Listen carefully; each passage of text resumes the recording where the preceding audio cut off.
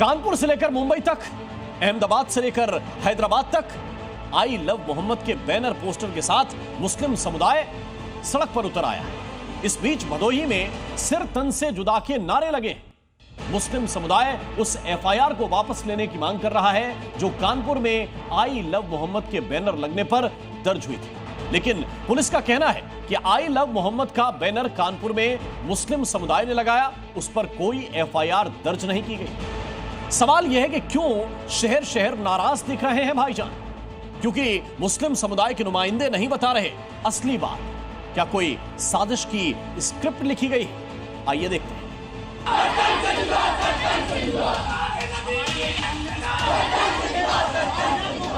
UP में भदोही,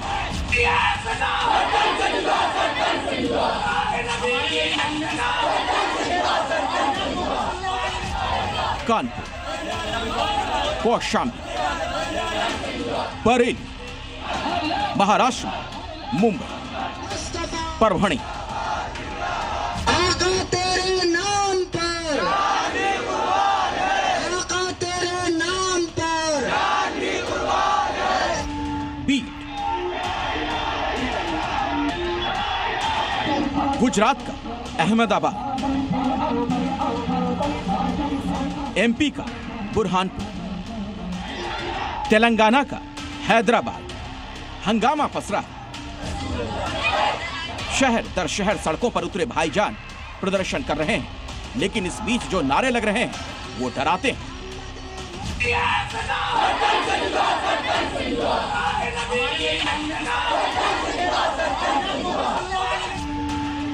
विरोध की ये कौन सी परिभाषा? प्रदर्शन का ये कौन सा तरीका है? सड़कों पर उतरे मुस्लिम समुदाय की मांग है आई लव मोहम्मद के बैनर लगाने के खिलाफ जो एफआईआर दर्ज की गई वो वापस। कानपुर, जहां से सारा विवाद खड़ा हुआ, कहना है कि बैनर लगाने पर कोई एफआईआर दर्ज नहीं हुई। उल्लेखनीय है कि आई लव मोहम्मद के लिखने या बैनर लगाने पर कोई एफआईआर नहीं की गई है, बल्कि परंपरागत स्थान से अलग हटकर नए स्थान पर बैनर लगाने तथा जुलूस निकालने के दौरान इस पक्ष के द्वारा दूसरे पक्ष का बैनर फाड़ने पर हुई है। बैनर लगाने पर अगर एफआईआर दर्ज ही नहीं हुई तो फिर बवाल क्यों? शहर शहर प्रदर्शन क्यों? विरोध प्रदर्शन को देखते हुए कानपुर पुलिस का कहना है मामला बैनर में क्या लिखा है उस पर नहीं, बल्कि परंपरागत रूट से हटकर नई जगह पर टेंट लगाने को लेकर था। मोहल्ले के कुछ लोगों द्वारा परंपरागत स्थान से अलग स्थान पर हट करके एक टेंट लगा दिया तथा उस पर आई लव मोहम्मद का एक बैनर लगा दिया गया, जिसका एक पक्ष के द्वारा विरोध किया गया था। उपरोक्त सूचना पर रावतपुर थाने की पुलिस जब पहुंची तो टेंट लगाने वालों के द्वारा भी पुलिस के सामने विरोध किया गया।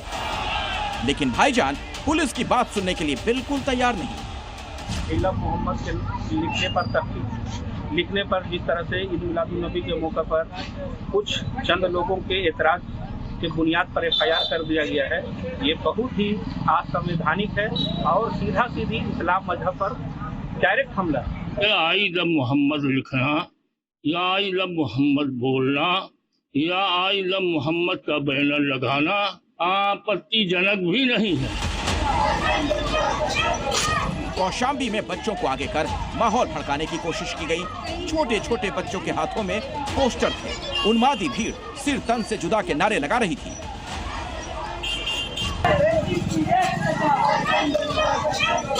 क्या है?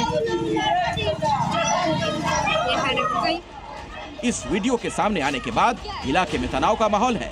योगी फोर्स ने एक्शन लेना शुरू कर दिया है। पुलिस ने कई लोगों को हिरासत में लिया। एक यात्रा निकाली गई जिसमें कुछ आपत्तिजनक भाषा का भी प्रयोग किया गया। ये वीडियो जो है सोशल मीडिया पर वायरल है, जिसके आधार पर पुलिस ने माननीय पुलिस इंस्पेक्टर का संज्ञान लेते हुए संगत धाराओं में आरोप पंजीकृत कर दिया है। ऐसी ही तस्वीर यूपी के भदोही में दिखाई पड़ी, जहां शुक्रवार को जुमे की नमाज के बाद पोस्टर के साथ मुस्लिमों ने जुलूस निकाला। इस दौरान धार्मिक नारों के साथ अचानक गुस्ताखे नबी की एक सजा सरतन से जुदा के नारे लगने लगे, जिसके बाद पुलिस ने तुरंत एक्शन लेते हुए कुछ लोगों को हिरासत में लिया।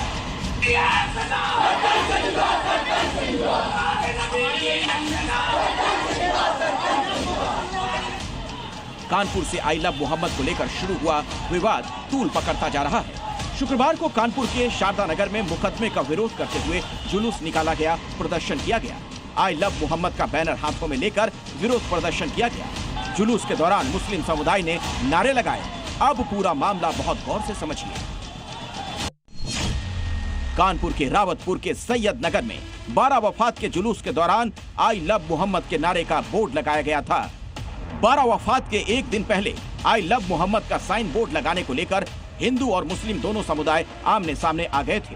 12 वफात यानी 5 सितंबर को जुलूस के दौरान आरोप है, मुस्लिम समुदाय के कुछ लोगों ने हिंदुओं के धार्मिक पोस्टर फाड़ दिए, जिसके बाद हंगामा हो गया था। पुलिस ने माहौल बिगड़ने को लेकर 26 लोगों पर एफआईआर दर्ज की थी और नाराज मुस्लिम समुदाय ने विरोध प्रदर्शन किया था। लेकिन दिक्कत यह है, विरोध प्रदर्शन पर उतारू लोग और मुस्लिम समुदाय के नुमाइंदे ये मानने के लिए तैयार ही नहीं कि एफआईआर आई लव मोहम्मद के बोर्ड लगाने पर नहीं हुई। ये एफआईआर असंवैधानिक है, गैर कानूनी है। संविधान इस बात की इजाजत देता है हर शख्स को कि वो अपने मजहब, अपने मसलक, अपने अकीदे के मुताबिक काम करे, अमल करे। हमारे ऊपर एफआईआर लिख दी जाएं, मुसलमान कबूल करने के लिए तैयार है। इनसे ऐसी एफआईआरों से हमें सवाब मिलेगा, हमें गुनाह नहीं होगा। मजहबी नारे लगाने, बोर्ड लगाने के अधिकार पर पाबंदी की देश में कोई सूरत नहीं बनती, लेकिन मजहबी उन्माद भड़काकर जनता को सड़क पर उतारकर सांप्रदायिक आग की साजिश नहीं रची जा सकती। शहर शहर भाईजान सड़क पर है, तो हिंदू समुदाय की ओर से भी मामला गर्म होता दिख रहा है। आई लव मोहम्मद को लेकर साइन बोर्ड लगाने को कोई ऑब्जेक्शन किसी को नहीं था, ना किसी को होना चाहिए। उसकी परंपरा जो थी वो निश्चित स्थान पर हटाकर दूसरे स्थान पर लगाया गया था। उसका विरोध मेरे द्वारा स्वयं किया गया था। पूना रात में 11 बजे प्रशासन ने सूझबूझ का परिचय देते हुए उसको जहां लगता था वहां लगवा दिया था। विरोध प्रदर्शन की भीड़ में सियासी रोटी सेकने की गरज वाले चंद लोग माहौल को बिगाड़ने की मंशा भी पाल सकते हैं। धार्मिक भावना की चिंगारी लगाकर सांप्रदायिक सौहार्द को जलाने का षड्यंत्र भी हो सकता है। लिहाजा सावधान रहने की जरूरत है, क्योंकि कई बार आग लगती नहीं, लगाई जाती है। ब्यूरो रिपोर्ट, जी मीडिया। सनातनी त्योहारों का सीजन आते ही नफरती गैंग एक्टिव हो गई। धार्मिक अफवाहों की आड़ में हिंदू त्योहारों को निशाना बनाने की साजिश रची जा रही है।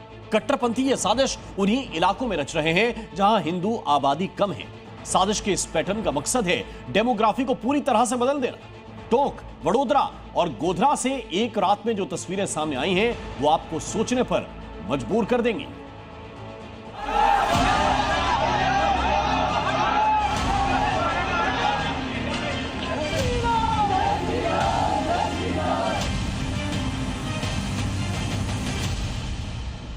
इन जिहादी मानसिकता के लोगों ने कल एक मैसेज था, उस मैसेज को धार्मिक नाम दे करके और टोंक में झूठा माहौल बना करके, अगर इनको वो मैसेज था तो प्रशासन को बताना चाहिए था। पोस्ट तो इस तरह की पोस्ट में कोई ऐसी कोई चीज़ नहीं है जिसमें कोई धार्मिक भावना, कोई ठेस पहुँचे या कोई मोहम्मद साहब के खिलाफ में हो, ऐसी कोई पोस्ट में कुछ इस तरह की चीज़ है नहीं। ये अगर जुर्म है तो मैं इस जुर्म को बार बार करने को तैयार हूं। I love Muhammad, I love Muhammad, I love Muhammad सल्लल्लाहु अलैहि वसल्लम। जुबान पर धार्मिक नारा और जहन में हिंसा का मंसूबा पाले इस नफरती गैंग ने हिंदुओं की फैक्ट्री पर हमला कर दिया। फैक्ट्री की मशीनों को उखाड़ दिया, गाड़ियों को तोड़ डाला। फैक्ट्री में काम कर रहे लोग भागे नहीं होते तो शायद उन्हें अपनी जान से हाथ धोना पड़ता, क्योंकि टोंक में उन्मादी भीड़ के सिर पर कट्टरता का नशा सवार है। नफरती ब्रिगेड राजस्थान के टोंक में ही नहीं बल्कि गुजरात के वडोदरा और गोधरा में भी एक्टिव है। ये कट्टरपंथी दो राज्यों को आग लगाने पर आमादा हैं। कहीं गाड़ियों को तोड़ा गया तो कहीं पुलिस थाने को घेर लिया गया। ये तस्वीरें गोधरा के सिटी बी डिवीजन थाने की हैं। नफरती गैंग का एक प्यादा लगातार सोशल मीडिया पर भड़काऊ पोस्ट वायरल कर रहा था। जब पुलिस ने आरोपी को समझाने के लिए थाने में बुलाया तो उसके समर्थन में ये उन्मादी भी थाने पर आ धमके। नफरती गैंग अपने मंसूबे में कामयाब होता उससे पहले ही दादा की फोर्स ने कट्टरपंथियों का इलाज शुरू कर दिया। उन्मादी मंसूबे पर लाठियां चली तो नफरती ब्रिगेड नंगे पांव दौड़ लगाती नजर आई। जो सोशल मीडिया इन्फ्लुएंसर था कोई, उनको हमने बुला के पुलिस स्टेशन में हमारे पीआई ने उनको समझाने के लिए कोशिश किया था।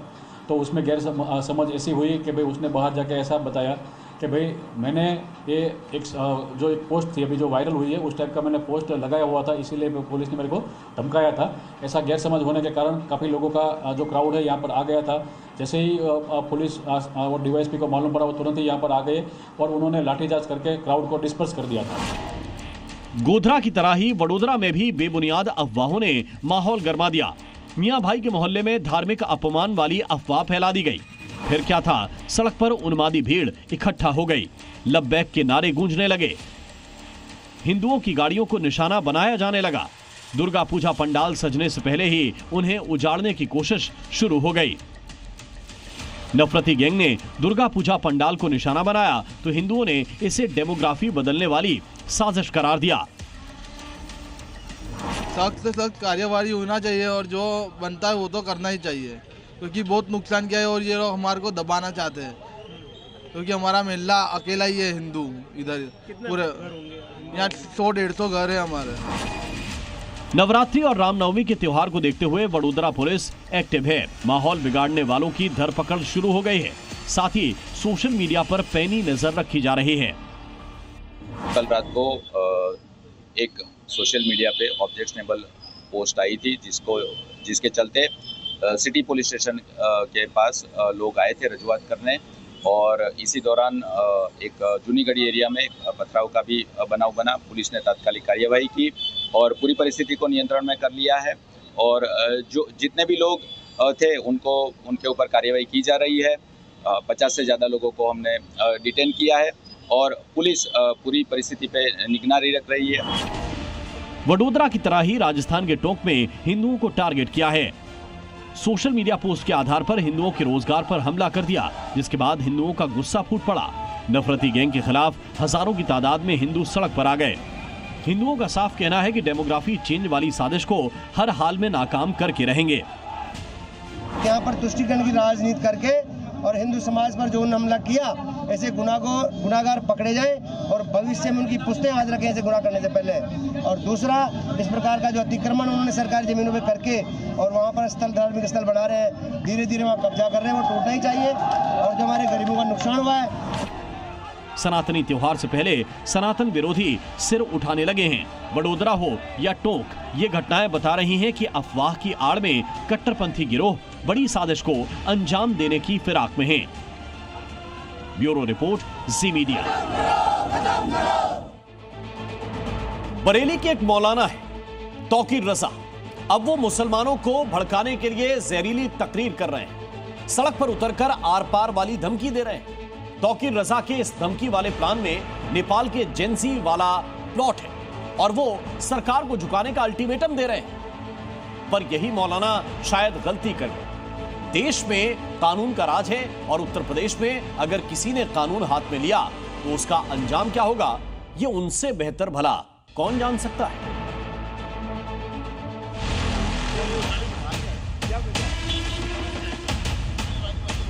अगर मुसलमान सड़कों पर आएगा तो हुकूमत मानने पर मजबूर हो जाएगी। नवरात्रि अभी शुरू हुई भी नहीं, लेकिन मौलाना का विघ्न डालने वाला प्लान तैयार हो गया। मौलाना अब मुस्लिमों को सड़क पर उतरने के लिए भड़का रहे हैं। दावा कर रहे हैं कि मुस्लिम सड़क पर उतर गए तो सरकार घुटनों पर आ जाएगी। लेकिन बरेली वाले ये मौलाना भूल गए हैं कि न तो मुसलमान झांसे में आने वाला है, न ही हुकूमत। जो सड़क पर उतरने की धमकी देगा उसे योगी सरकार ऐसा कानूनी सबक सिखाएगी कि भड़काऊ प्लान की हवा निकल जाएगी। दंगाई सब चूहे की तरह बिलबिलाते हैं, लेकिन बाहर निकलने का दुस्साहस नहीं कर पाते हैं। उन्हें मालूम है दंगा करेंगे तो दुष्परिणाम क्या होगा। बाप दादों ने जो कमाई की होगी वह भी एक झटके में सरकार जब्त करके गरीबों में बंटवाने का काम कर देगी। बरेली के इत्तेहाद मिल्लत काउंसिल के अध्यक्ष मौलाना तौकीर रजा ने एक बार फिर से विवादित बयान दिया है। उनका दावा है कि मुसलमानों पर जुल्म हो रहा है, उनके खिलाफ नफरत फैलाई जा रही है, पैगंबर मोहम्मद का अपमान हो रहा है। इसीलिए वो धमका रहे हैं कि अगर हफ्ते भर में एक्शन नहीं हुआ तो मुसलमान सड़कों पर उतरेगा। हम जिला प्रशासन को 1 हफ्ते का वक्त दे रहे हैं। 1 हफ्ते के अंदर अगर गिरिराज सिंह पर हुकूमत कोई संज्ञान नहीं लेती है, उन पर कोई पाबंदी नहीं लगाती है। अगर जिन लोगों ने गुस्ताखियां की हैं उन लोगों पर कार्रवाई नहीं होती है। अगर हुकूमत एक हफ्ते के अंदर हमें कोई आश्वासन देती है, इस तरफ कुछ काम करती है तो ठीक है, वरना हम एक हफ्ते के बाद सड़कों पर एहतजाज करने पर मजबूरी, कमजोरी और बुज़दिली जैसे शब्दों का इस्तेमाल करके मौलाना नेपाल तक पहुंच गए। नेपाल के जेंजी आंदोलन की याद दिलाने लगे और दावा किया कि मुसलमान अगर सड़क पर उतरा तो सरकार झुकने के लिए मजबूर हो जाएगी। श्रीलंका की कुल आबादी, बांग्लादेश की कुल आबादी और नेपाल की कुल आबादी अगर आप मिला दे तो भी हिंदुस्तान के मुसलमानों की तादाद उन सबसे ज्यादा हो जाती है। अगर मुसलमान सड़कों पर आएगा तो हुकूमत मानने पर मजबूर हो जाएगी। मौलाना तौकीर रजा पहले भी मॉब लिंचिंग, मुसलमानों के हालात को लेकर अनर्गल आरोप लगा चुके हैं, लेकिन इस बार तो उन्होंने गीदड़ भभकी की लक्ष्मण रेखा ही लांघ दी। देश में नेपाल, श्रीलंका और बांग्लादेश जैसे हालात पैदा करने की चेतावनी दे डाली। तौकीर की बदजुबानी ने संत समाज को भड़का दिया है। मौलाना तौकीर रजा को ये ज्ञात हो कि ये नेपाल नहीं बल्कि भारत है, ये लोकतंत्र है, यहाँ भीड़ तंत्र है और लोगों को संविधान में आस्था है, शरीयत कानून पर नहीं। इसलिए इसे नेपाल और अन्य कोई देश समझने की भूल न करें। मौलाना तौकीर रजा केवल भड़काऊ बयान देना चाहते हैं। मुसलमान भाइयों को जितना भारत में शांति मिल रहा है, जितना सुख सुविधा मिल रहा है, उतना किसी भी देश में नहीं मिल रहा है। मुस्लिमों को भड़काने वाले मौलाना तौकीर रजा को संतों के साथ साथ सियासी नेताओं ने भी आईना दिखा दिया है और साफ साफ समझा दिया है कि भारत में उनकी गीदड़ भभकी नहीं चलेगी। न डरता है, न डराता है, न अलग करता है और न अलग होता है। भारत अपनी रक्षा स्वयं करना चाहता है। देश के नागरिक जागरूक है। मजहब का झंडा बुलंद करने वाले मौलाना मुसलमानों को समझाने की जगह भड़काने में लगे। वो चाहते हैं कि भारत का हाल पड़ोसी मुल्क नेपाल और श्रीलंका जैसा हो जाए, इसीलिए अफवाह फैलाकर मजहबी कट्टरता फैला रहे हैं। पर तौकीर रजा योगी सरकार का ट्रैक रिकॉर्ड भूल गए। नागरिकता कानून और एनआरसी के खिलाफ आंदोलन के दौरान सड़क पर उतरने वालों का अंजाम उत्तर प्रदेश में क्या हुआ था, ये लोग अब तक भूले नहीं हैं। ब्यूरो रिपोर्ट, जी मीडिया। मध्य प्रदेश में एक जिला है देवास और देवास के गांव में हिंदू मुस्लिम समुदाय के बीच तनातनी का माहौल हो गया है। पंचायत के एक आदेश के बाद कि नवरात्रि के दौरान मस्जिद में लगे लाउड स्पीकर खामोश रहे, भाईजान भड़क गए। हिंदू समुदाय दलील दे रहा है कि जब 365 दिन वो लाउड स्पीकर से अजान सुनने के लिए तैयार हैं, तब सिर्फ 9 दिन मस्जिद वाला लाउड स्पीकर बंद रहे, तो ऐतराज क्यों है? मामला उलझ चुका है और भाईजान अड़ गए हैं कि लाउड स्पीकर तो बजेगा ही बजेगा।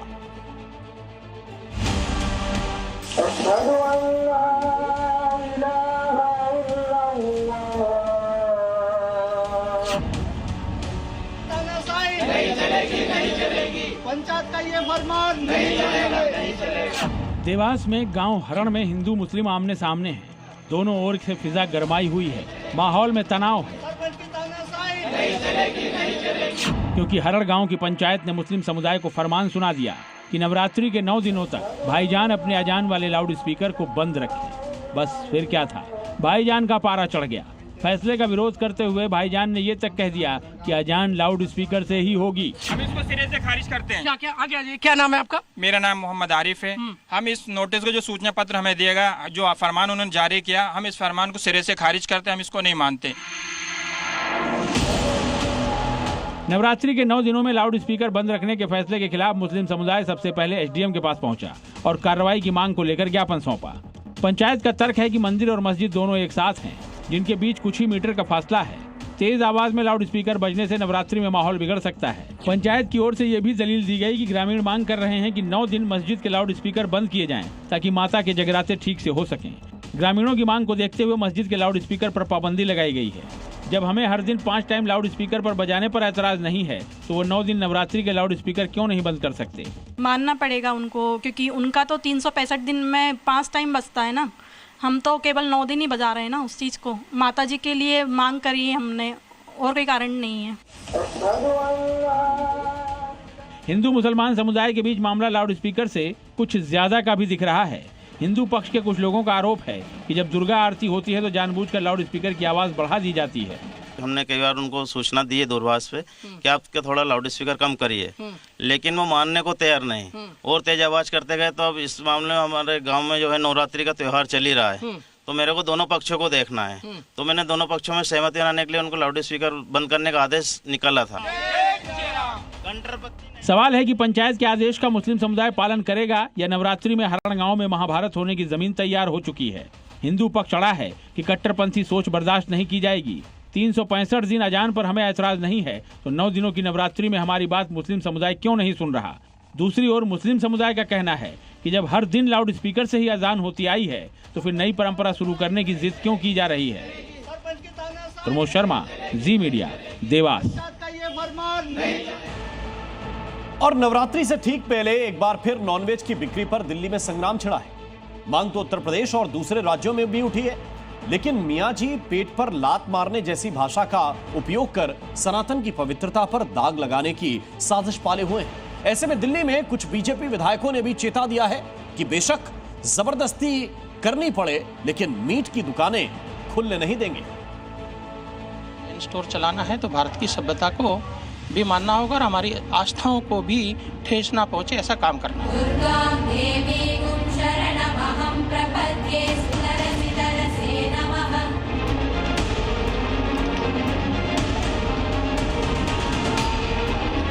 तो क्या दिल्ली में नवरात्रि में होगा मीट बैन? हम पूरी दिल्ली में जाएंगे, दुकान बंद करवाएंगे। कोई जोर जबरदस्ती करनी पड़ी तो जरूरत नहीं पड़ेगी, लेकिन उस पर भी हम करेंगे। तो क्या KFC, मैकडोनल्ड, डोमिनोज में नहीं मिलेगा नॉनवेज?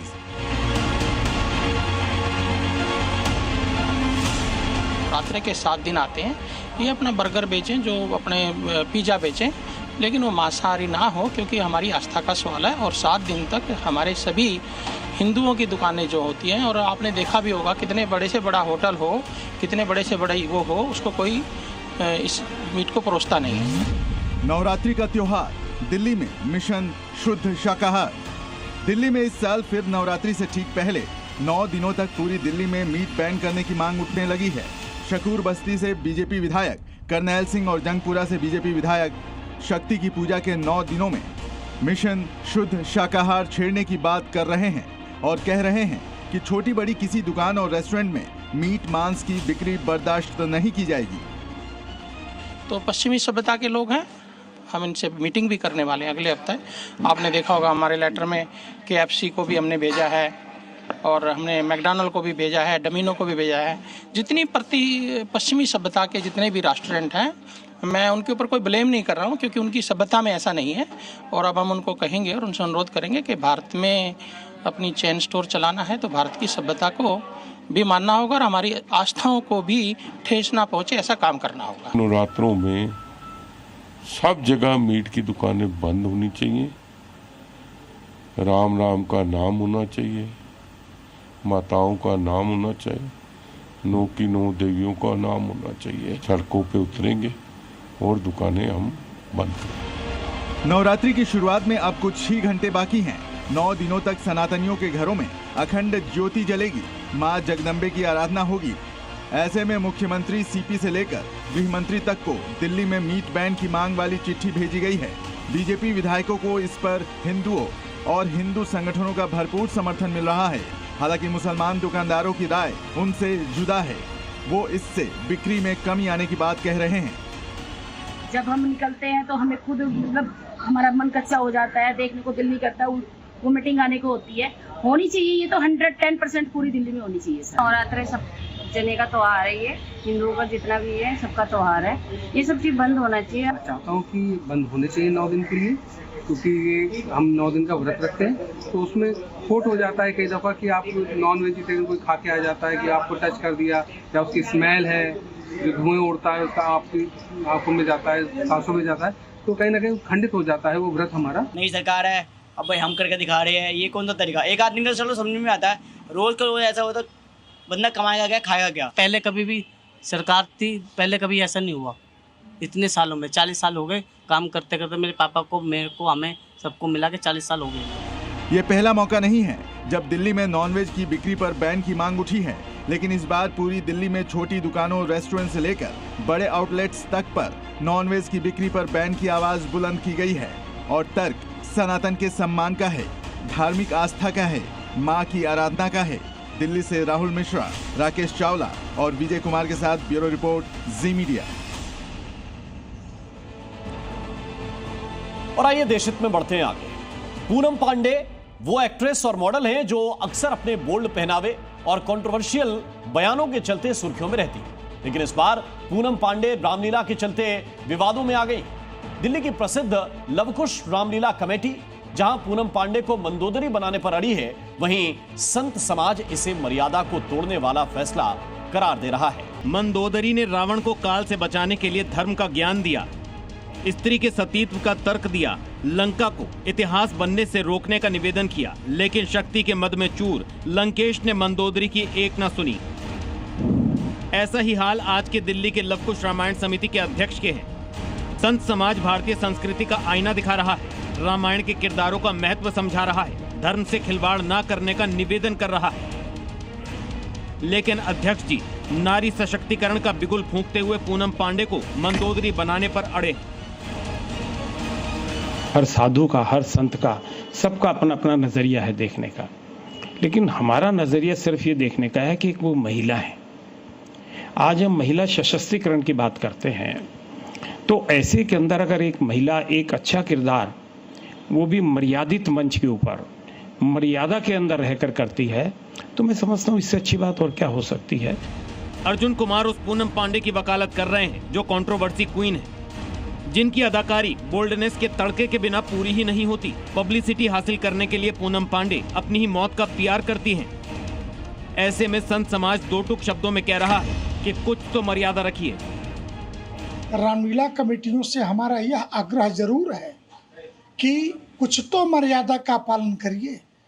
जिन कलाकारों को आप ले रहे हैं उनका इतिहास, भूगोल, उनका आचरण क्या है, क्योंकि लोग देखते हैं, लोग सोचते हैं। ऐसा नहीं है कि इस सोशल मीडिया के युग में जो है लोग ये नहीं जान पाते कि उसका इतिहास, भूगोल क्या है। मेरा ये कहना है कि ठीक है, इस बार रामलीला को जो है फिल्मी कलाकारों के द्वारा जो पात्र का मंचन कर रहे हैं वो करें, लेकिन मर्यादा के अनुकूल करके करें। हर साल रामलीला और रामलीला के किरदारों के जरिए बुराई पर अच्छाई की जीत का मैसेज दिया जाता है, लेकिन जब एक कलाकार फुहड़ता का ब्रांड एम्बेसडर हो तो सवाल उठना लाजमी है कि क्या वो मंदोदरी जैसी विदुषी के किरदार के साथ न्याय कर पाएगा। एक बार फिर आपका स्वागत है, आप देख रहे हैं देशहित। जम्मू कश्मीर में आतंक के दानवों को सेना ने जंगलों में घेर रखा है। आतंकी मसूद अजहर के संगठन जैश के आतंकी यहां छिपे हुए हैं, लेकिन सेना ने भी यह तय कर दिया है कि इस नवरात्रि इन दानवों का वध करके ही दम लेगी।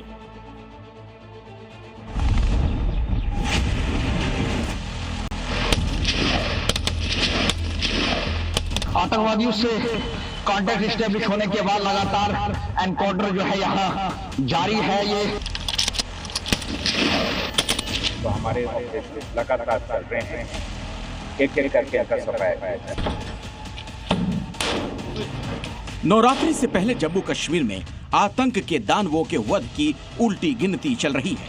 इस बार इनकी घेरेबंदी उधमपुर में हुई। शुक्रवार देर रात को दूदू बसंतगढ़ की पहाड़ियों पर सेना ने जैश के 3 से 4 आतंकियों को घेरा। लगातार गोलीबारी जारी है। अभी भी जो है पूरे इलाके को मुहसरे में लिया है और उन आतंकियों को ढूंढने की कवायद लगातार जारी है। कहा जा रहा है 2 से 3 पाकिस्तानी दहशतगर्द यहाँ ट्रैप में आ चुके हैं, घेरे में आ चुके हैं। उसके साथ साथ मैं आपको ये भी जानकारी दे दूं कि सिक्योरिटी फोर्सेस की जानिब से हाई टेक वेपन्स का जो है वो इस्तेमाल किया जा रहा है, ड्रोन्स का इस्तेमाल इसमें किया जा रहा है, हेलीकॉप्टर सर्विसेज जो है, चॉपर जो है इसमें डिप्यूट किए गए हैं जो निगरानी रख रहे हैं पूरे इलाके को। और उसके साथ साथ जो है एक्स्ट्रा टुकड़ियां जो है वो उधमपुर से और डोडा से जो है वो यहाँ के लिए बुलाई गई हैं ताकि इन आतंकियों को यहीं घेर कर जो है मौत के घाट उतार दिया जाए। इस ऑपरेशन में सेना, एसओजी और जम्मू कश्मीर पुलिस के जवान शामिल हैं। पिछले 1 साल में इस इलाके में कई मुठभेड़ हुई। 26 जून 2025 को दूदू बसंतगढ़ के ही जंगल में सेना ने जैश के शीर्ष कमांडर हैदर को मार गिराया था। इससे पहले 25 अप्रैल को भी बसंतगढ़ क्षेत्र में एनकाउंटर हुआ था। तब सेना का एक जवान शहीद हो गया था। अब एक बार फिर दूदू बसंतगढ़ का जंगल रणभूमि बना हुआ है। लगातार ऑपरेशन चल रहे हैं, आपको मालूम ही है, और पीछे हमें दूदू बसंतगढ़ के इलाके में बहुत बड़ी कामयाबी मिली है। वो जैश का सबसे सीनियर टॉप मोस्ट कमांडर था, जो इस इलाके में तकरीबन 4 साल से। तो हमारे ऑपरेशंस लगातार चल रहे हैं, एक एक करके इनका सफाया किया जाए। पहलगाम हमले के बाद से ही घाटी में सेना काल बनकर आतंकियों के सफाये में जुटी है। अगस्त में सेना ने 2 ऑपरेशन अंजाम दिए थे। 26 अगस्त 2025 को गुरेज सेक्टर में हुई मुठभेड़ में 2 आतंकवादी मारे गए थे। 12 अगस्त 2025 को कुलगाम में ऑपरेशन अखल के दौरान लश्कर आतंकी हारिस डार मारा गया था।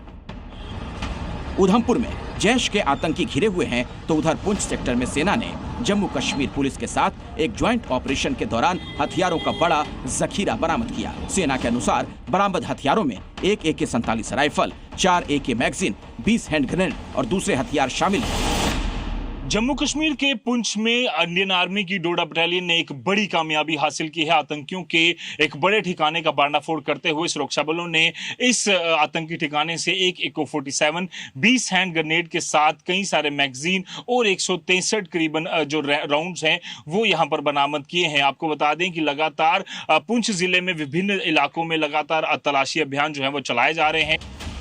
घाटी में सेना आतंकियों की कमर तोड़ने की तैयारी में है। अब केवल एनकाउंटर नहीं, बल्कि उनके हथियार के जखीरे को जब्त कर उनकी नापाक हरकतों में मदद करने वालों पर सेना की नजर है।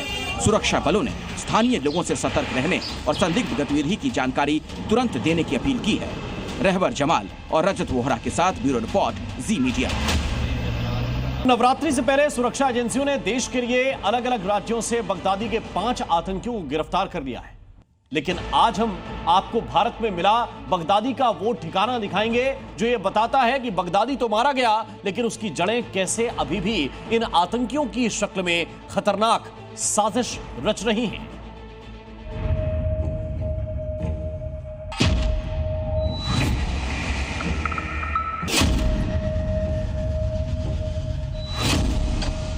अशहर दानिश, आफ्ताब कुरैशी, सुफियान अबू बकर खान, मोहम्मद हुजैफ यमन, कामरान कुरैशी। नवरात्रि से पहले बड़ी आतंकी साजिश डिफ्यूज हो गई। धार्मिक स्थलों पर चीख पुकार मचाने के मंसूबे धरे के धरे रह गए और जांच एजेंसियां बगदादी के उस ठिकाने तक पहुंच गईं जहां से सनातनी त्योहारों के रंगों में भारत को दहलाने की बू आ रही थी। भारत में मिला बगदादी का ठिकाना। अमेरिका बेशक आतंकी संगठन ISIS के सरगना अबू बकर अल बगदादी को मार गिराने का दावा करता है, लेकिन भारत में इस बात के सबूत मिले हैं कि बगदादी अपनी जड़ें यहां तक फैला चुका था। झारखंड के रांची में मौजूद ISIS की इस विस्फोटक फैक्ट्री को देखिए। कमरा नंबर 15। भारत में बड़े आतंकी हमले का विस्फोटक बरामद। कमरे के अंदर भड़काऊ इस्लामी साहित्य। यही है ISIS का वो ठिकाना जहां पाकिस्तान से भारत में तबाही की ऑनलाइन क्लास चल रही थी। यही ठिकाना था ISIS का रिक्रूटमेंट कैंप। झारखंड के इसी घर में तैयार किया जा रहा था भारत पर बड़े आतंकी हमले का बारूद और विस्फोटक। ISIS के गिरफ्तार आतंकी अशहर दानिश के इस ठिकाने के एक एक कोने को ध्यान से देख लीजिए, क्योंकि इसी कमरे को ISIS आतंकी अशहर दानिश ने विस्फोटक बनाने का हेडक्वार्टर बना रखा था। इसका एक्सक्लूसिव वीडियो सिर्फ और सिर्फ जी मीडिया के पास है। सबसे बड़ी बात तो ये थी कि ये घर नहीं, एक आतंकी फैक्ट्री थी, क्योंकि इस घर से पुलिस को बम बनाने का सामान बरामद हुआ, जिसमें कि नाइट्रेट और पोटेशियम भी था। और ये जो दानिश है बम बना रहा था, उसके पास साथ में ही एक नदी थी जहां पर जाकर के उस बम की प्रैक्टिस भी करता था। लेकिन उससे पहले ही पुलिस ने इस आतंकी को गिरफ्तार कर लिया। आतंकी दानिश के इसी ठिकाने से पुलिस को पोटेशियम नाइट्रेट नाम का ये केमिकल बरामद हुआ है, जिसके जरिए बड़े विस्फोटक को बनाने की तैयारी चल रही थी। विस्फोटक तैयार हो पाता उससे पहले ही पुलिस ने देश के 5 अलग अलग राज्यों झारखंड, तेलंगाना, बेंगलुरु, महाराष्ट्र और मध्य प्रदेश में दबिश देकर ISIS आतंकियों को धर दबोचा। आतंकी दानिश ने पूछताछ में कई चौंकाने वाले खुलासे किए हैं, जो ये संकेत दे रहा है कि अगर जांच एजेंसियां अलर्ट न होती तो देश दहल उठता।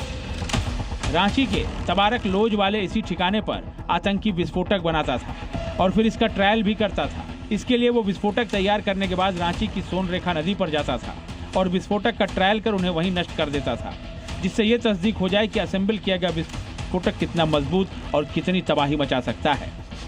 स्पेशल सेल की पूछताछ में खुलासा हुआ है कि दानिश हर तरह के बम और विस्फोटक बनाने में माहिर तो था ही, साथ ही वो इसी ठिकाने से ऑनलाइन रिक्रूटमेंट भी कर रहा था। ISIS आतंकी दानिश रांची के इस घर में बतौर पेइंग गेस्ट रह रहा था। दानिश यहाँ 2024 में रहने आया था और यहाँ से वो SSC की तैयारी कर रहा था। इसी दौरान वो सोशल मीडिया के जरिए पाकिस्तान हैंडलर के टच में आया और आतंकवाद की राह पर चल पड़ा। दानिश के पास भारत में आतंकी तैयार करने के लिए पाकिस्तान से कुछ नंबर और IDs आई थी। सिग्नल ऐप पर ISIS के इन आतंकियों ने एक ग्रुप बनाया। ग्रुप का नाम था इंटर्न्स इंटरव्यू बिजनेस आइडिया, जिसके जरिए ये आतंकवाद के लिए फंड इकट्ठा करने लगे और आतंकी ट्रेनिंग देने लगे। कुल मिलाकर रांची के इस छोटे से कमरे में बड़े आतंकी हमले की साजिश रची जा रही थी। न सिर्फ बम बनाए जा रहे थे, बल्कि हिंद के युवाओं को आतंक के रास्ते पर लाकर अपने देश को ही दहलाने का प्लान तैयार किया जा रहा था। लेकिन ISIS के आतंकी भूल गए कि भारत में तबाही की क्लास लंबी नहीं चल पाती। ब्यूरो रिपोर्ट, जी मीडिया।